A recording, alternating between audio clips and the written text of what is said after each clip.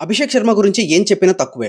ఆకలితో ఉన్న పులి తన ఆకలిని కస్తీరా తీర్చుకుంది. విధ్వంసకర బ్యాటింగ్తో ప్రత్యర్థి టీంకి ముచ్చెమటలు పట్టించాడు అభిషేక్ శర్మ. కేవలం 68 బంతుల్లో 135 పరుగులు చేసి 10 సిక్సులతో 10 ఫోర్లతో ఊచకోత కోశాడు 200 స్ట్రైక్ రేట్తో నాటౌట్గా. మ్యాచ్ అనంతరం అభిషేక్ శర్మ మాట్లాడుతూ ఇలా అన్నాడు: ఆరెంజ్ ఆర్మీ ముందు ఆడటం ఎప్పుడు ప్రత్యేకమే.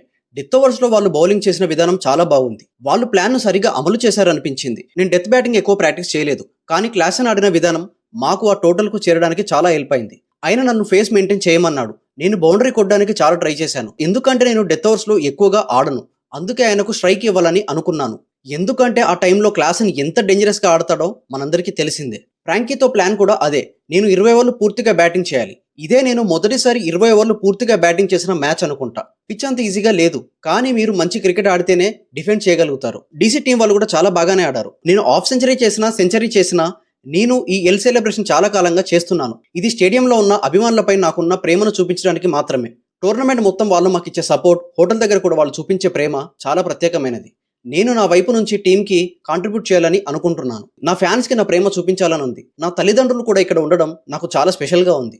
నా సిస్టర్ మాత్రం ఒక ఇన్ఫెక్షన్ కారణంగా రాలేకపోయింది, కాబట్టి ఈ సెలబ్రేషన్ని తన కోసం కూడా అంకితం చేస్తున్నానని అభిషేక్ శర్మ చెప్తూ వచ్చాడు.